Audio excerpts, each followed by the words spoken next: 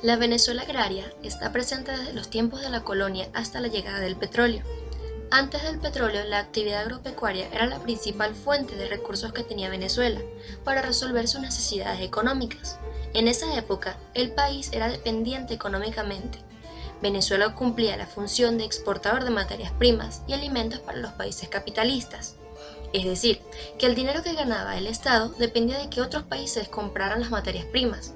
Los principales modos de producción del periodo agrario de Venezuela eran el cacao, el añil, café, algodón, ganado a pie y los cueros. En ese mismo orden eran los recursos más importantes.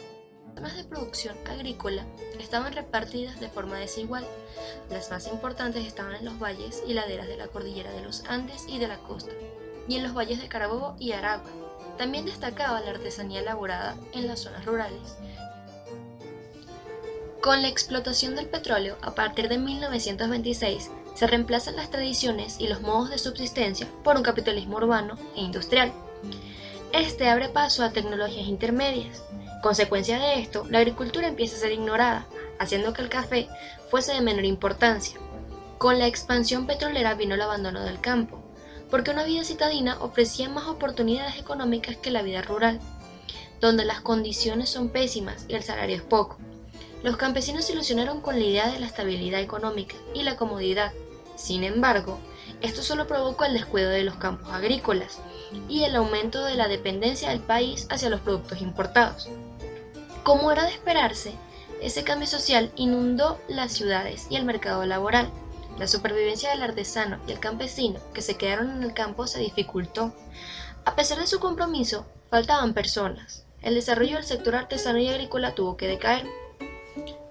Aunque, posteriormente, en 1960, se promulgó la Ley de la Reforma Agraria, actualmente en vigencia, por Rómulo Betancourt, que tenía la intención de facilitar la adquisición de las tierras por parte de la masa campesina e incitaba el regreso al campo del hombre campesino.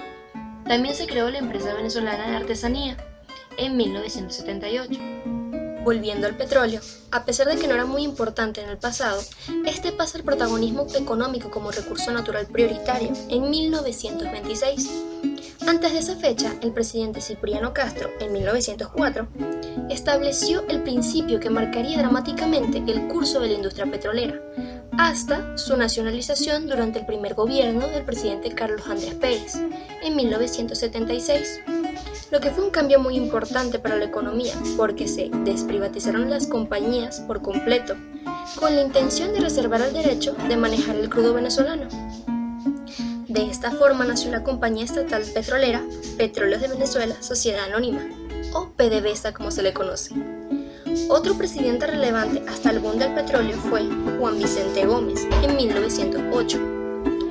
En los siguientes años, Gómez continuó la política de otorgamiento de concesiones y de esa forma, el 15 de abril de 1914, el primer campo petrolífero venezolano de importancia, Mene Grande, fue descubierto por el Caribbean Petroleum Company, tras la finalización del pozo Sumaque I. Este importante descubrimiento provocó una ola masiva de compañías petroleras extranjeras que querían invertir en Venezuela.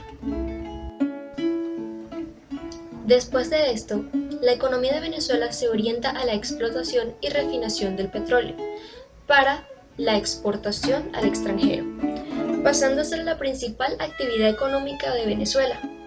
Y para 1960, Rómulo Betancourt, presidente de Venezuela y padre de la política petrolera, estaba convencido de que el petróleo era lo primero.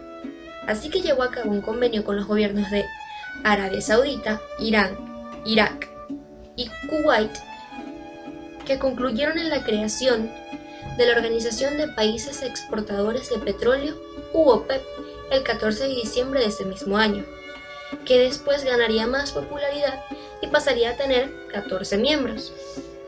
El propósito de este proyecto era manejar las políticas de sus integrantes referidas al petróleo, en respuesta a las compañías petroleras norteamericanas e inglesas, que determinaban el precio y la producción del petróleo.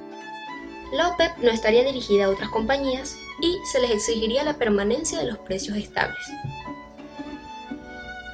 Si ya el petróleo era importante para el país, la OPEP lo convirtió en un recurso casi indispensable para la economía de Venezuela, ya que por ser un país rentista se volvió nuestra principal fuente de ingreso y recurso político.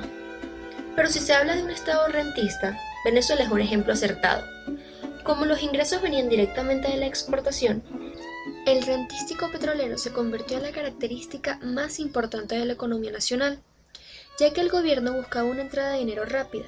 Se enfocaron únicamente en el petróleo, descuidando el desarrollo de los otros sectores de la economía. Es evidente que el país ha pasado por etapas económicas tanto positivas como negativas. La aparición del petróleo trajo muchas riquezas, beneficios políticos y sociales al país, promovió el surgimiento de organizaciones como PDVSA y la OPEC, pero también afectó la producción agrícola y la vida del campesino. La cantidad de ganancia que nos proporcionó el petróleo nos hizo dependientes de él, llegando a nacionalizar las compañías petroleras, convirtiendo nuestro sistema político en un capitalismo rentista. Es importante apoyar a los sectores agrícolas para sacar al país de las cadenas de la exportación. Ese fue todo mi resumen, espero que lo hayan disfrutado.